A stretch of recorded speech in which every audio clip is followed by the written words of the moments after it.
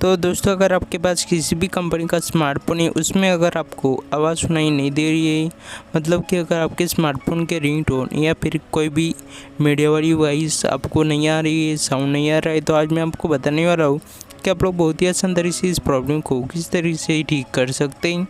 बहुत बार ऐसा होता है कि आपके स्मार्टफ़ोन में कोई भी आवाज़ आपको सुनाई नहीं देती। इससे में आपको लगता है कि आपके स्मार्टफ़ोन का स्पीकर ख़राब हो गया है, बट ऐसी बात नहीं होती। आप लोग आपके स्मार्टफ़ोन में कुछ सेटिंग में गड़बड़ी कर देते हैं, इस वजह से आपके साथ ये वाला प्रॉब्लम आता है।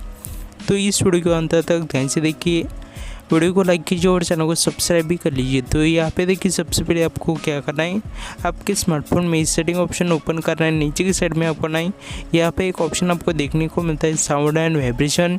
इसके ऊपर आपको क्लिक करना है। जैसे आप लोग यहाँ पे क्लिक करते ही ऊपर की साइड में देखिए, यहाँ पे एक ऑप्शन आपको देखने को मिल जाएगा म्यूट का। म्यूट के ऑप्शन के सामने एक बटन होता है। अगर आपका बटन इस टाइप का एनेबल है तो आपको इसको डिसेबल कर देना है, मतलब कि बंद करना है। उसके बाद आपको चेक करना है वाइब्रेट व्हेन साइलेंट या फिर वाइब्रेट व्हेन रिंगिंग। इस वाले ऑप्शन में अगर आपका डिसेबल है तो आपको इसको भी एनेबल कर देना है। उसके बाद नीचे की साइड में यहाँ पे एक ऑप्शन आता है मीडिया रिंगटोन नोटिफिकेशन। इन सभी वॉल्यूम को आपको यहाँ पे हाई कर देना है। अगर आपका लो है तो इसको आपको हाई करना पड़ेगा। उसके बाद नीचे की साइड में आना है, तो यहाँ पे देखिए मोस्ट इम्पोर्टेंट एक ऑप्शन आता है डू नॉट डिस्टर्ब। इसके सामने आपको क्लिक करना है और यहाँ पे अगर टर्न ऑन मैनुअली वाला ऑप्शन यहाँ पे कुछ इस टाइप का ऑन है तो इसको आपको यहाँ पे डिसेबल कर देना है। इससे भी आपका प्रॉब्लम फिक्स हो जाता है।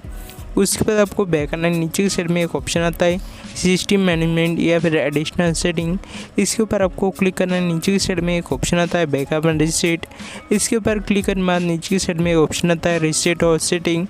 इसके ऊपर क्लिक करना है और आपके स्मार्टफोन की सभी सेटिंग को रीसेट कर देना है और लास्ट में आपके स्मार्टफोन को रिस्टार्ट करना है। आपका प्रॉब्लम फिक्स हो जाएगा।